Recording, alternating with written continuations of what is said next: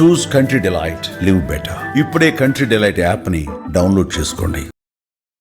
తల్లిదండ్రులు మరియు ఉపాధ్యాయుల ఆత్మీయ సమావేశానికి విచ్చేసిన మాన్యశ్రీ గౌరవనీయులైన నారా చంద్రబాబు నాయుడు గారికి, అలాగే విద్యాశాఖ మంత్రులైన నారా లోకేష్ గారికి, పుట్టపర్తి శాసనసభ్యురాలైన శ్రీమతి పల్లె సింధూరారెడ్డి గారికి, వేదికను అలంకరించిన పెద్దలకు, ఇక్కడికి విచ్చేసిన తల్లిదండ్రులకు, ఉపాధ్యాయులకు, నా తోటి విద్యార్థులకు నా నమస్కారాలు.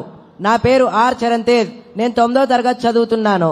పద్మాకరం దినకరో వికసం కరోతి, చంద్రో వికాసైతి కైరవ చక్రవాలం, నా అభ్యర్థితో జలధరోపి జలం దదాతి, సంత స్వయం పురహితే విహితాభియోగా.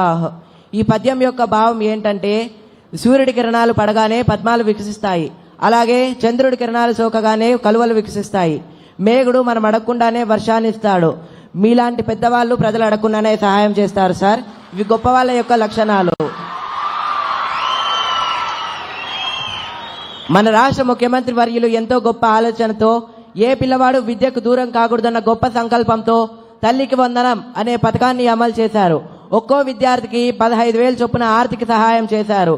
కుటుంబంలో చదివే విద్యార్థులు ఎంతమంది ఉంటే అంతమందికి తల్లికి వందనం అందజేస్తున్నారు.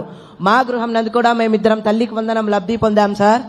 నారా చంద్రబాబు నాయుడు గారు ప్రభుత్వ పాఠశాల మరియు ప్రైవేట్ పాఠశాల అతని 2 కళ్ళుగా భావించి రెండిటికి సమన్యాయం చేయాలన్నటువంటి ఉద్దేశంతో ప్రైవేట్ పాఠశాలలో చదువుతున్న విద్యార్థులకు కూడా తల్లికి వందనం అందజేస్తున్నారు.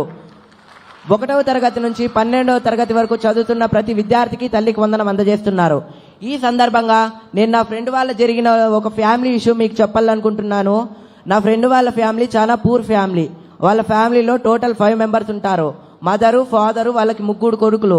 గత ప్రభుత్వం తల్లికి వందనం ఒకరికే ఇవ్వడం వల్ల ఒకరు మాత్రమే చదువుకోవడానికి వీలుంటుంది. మిగతా 2 వాళ్ళ పేరెంట్స్తో కలిసి కూలి పనికి వెళ్తా ఉంటారు.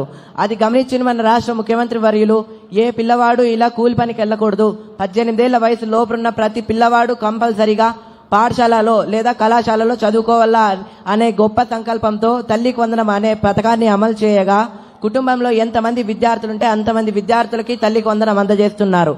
మీరు ఈ తల్లికి వందనం అందజేయడం వల్ల వాళ్ళు సంతోషంగా పాఠశాలకు వెళ్ళి చదువుకోగలుగుతున్నారు సార్. మీరు ఇంత గొప్ప కార్యాన్ని తలపెట్టినందుకు నా హృదయపూర్వక నమస్కారాలు.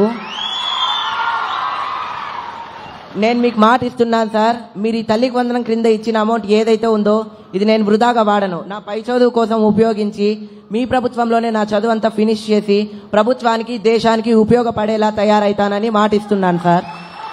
Thanks for giving this golden opportunity.